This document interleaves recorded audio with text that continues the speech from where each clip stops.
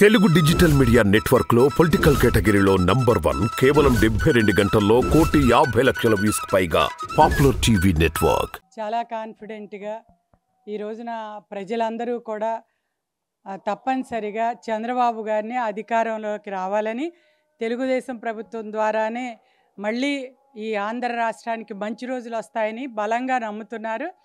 మరి ఆ విధంగానే ఇవాళ వచ్చిన లిస్టు కూడా మరి అంత కాన్ఫిడెంట్గా మరి 30-40 సీట్లు అనుకున్నది దాదాపుగా 100 సీట్ల పైన ప్రకటించడం జరిగింది.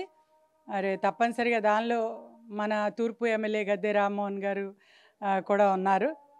కాబట్టి ప్రతి ఒక్కరికి కూడా నేను ప్రకటించిన ప్రతి ఒక్కరికి కూడా అభినందనలు తెలియజేస్తూ రాబోయే రోజుల్లో మీ వారి హ్యాట్రిక్ కొడతారా నమ్మకం ఉందా పూర్తిగా? ఈరోజు రేపు తెలుగుదేశం ప్రభుత్వం తప్పనిసరిగా అధికారంలోకి వస్తుంది. అది కూడా మనకు వచ్చే గెలుపు కూడా వన్ సైడెడ్గానే ఉండబోతూ ఉంది. మరి అదే కోవలో ఇక్కడ గద్దె రామ్మోహన్ గారు గత మరి 2 సార్లు విజయం సాధించారు. ఈసారి కూడా తప్పనిసరిగా విజయం సాధిస్తారని ఈ రోజున ప్రజలందరూ బలంగా నమ్ముతున్నారు. డేర్ జాబితా ఎందుకంటే 94 మందితో ఒకేసారి ప్రకటించడం అంటే అది చంద్రబాబు గారి లైఫ్ హిస్టరీలోనే మొదటిసారి. ఎట్లా అనిపిస్తుంది రియాజ్? చంద్రబాబు గారు మనోధైర్యంతో ఉండరు. తెలుగు ప్రజలందరూ తెలుగు రాష్ట్రంలో ఉన్న ఆంధ్రప్రదేశ్ ప్రజలందరూ కూడా చంద్రబాబు గారి వెంకే చూస్తున్నారు.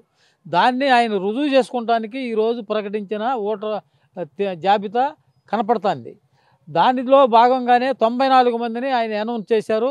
అందరూ కూడా ఎంతో బ్రహ్మాండమైన నాయకుల్ని, తెలుగుదేశం ప్రతిష్ట నిలిపే వాళ్ళని అనౌన్స్ చేశారు. దానిలో భాగంగా మా తూర్పు నియోజకవర్గంలో 2 సార్లు ఎమ్మెల్యేగా, ఒకసారి ఎంపీగా, మరి ఒకసారి ఇండిపెండెంట్ ఎమ్మెల్యేగా గెలిచిన గద్దె రామ్మోహన్ గారిని కూడా అనౌన్స్ చేశారు.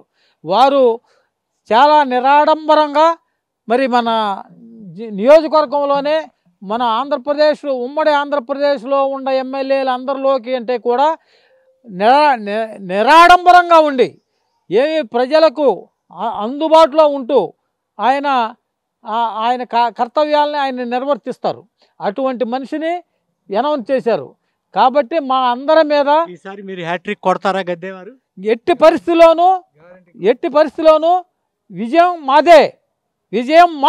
అంటే 90 ఈ ఒక్క సీటే చెప్తున్నారు మీరు, రాష్ట్రం అంతా ఏంటి చెప్పండి? రాష్ట్రం అంతా కూడా తెలుగుదేశం ముందే చెప్పా, చంద్రబాబు గారి కోసం ప్రజలందరూ తీక్షణంతో చూస్తున్నారు. ఎప్పుడు సెంట్రల్ గవర్నమెంట్ ఎప్పుడు అనౌన్స్ చేస్తే అప్పుడు తీక్షణంగా చూస్తున్నారు. యుద్ధమేనా అనుకోవచ్చా? యుద్ధంలోకి మేము దిగాం ఆల్రెడీ. ఇంకా యుద్ధం పరిపూర్ణంగా చేస్తాం. జాబితాని గురించి ఏమంటారు? సీనియర్లతో కూడా ప్రకటించారు. ఇది నిర్వివాదమైన, ఎవరికి నొప్పించకుండా ప్రజలతో ఉన్న సంబంధాలను మెయింటైన్ చేస్తూ సక్రమమైన సంబంధాలు ఉంటూ ఎవరైతే గెలవగలరో, ఎవరైతే పార్టీకి లాయల్గా ఉన్నారో, ఎవరైతే సీనియర్లో వీళ్ళందరికీ చూసి చంద్రబాబు గారు ఒకసారి ప్రకటించడం మాత్రం హర్షణీయం. ఇందులో ఏ ఒక్కళ్ళు ఓడిపోతారని చెప్పడానికి, ఆలోచించడానికి కానీ ఏ పరిస్థితుల్లోనూ లేదు. 94 జాబితా చాలా అద్భుతంగా ఉందండి. అందరూ గెలిచేవాళ్ళే. 94 సీట్స్ గెలుస్తాం ఫస్ట్ ప్రకటించాం. ఎందుకంటే అందరూ సీనియర్ లీడర్స్, ఎప్పటి నుంచో పార్టీలో ఉండేవాళ్ళు. కాబట్టి కంపల్సరీగా 94 సీట్లు గెలుస్తున్నాం కూడా. ఎట్లా ఉంది జాబితాలో? అందరినీ సీనియర్ని, జూనియర్ని అందరినీ కలిపారు. అవును, చాలా బాగుందండి జాబితా, చాలా బాగుంది. చూశాను నేను, చాలా అద్భుతంగా ఉంది.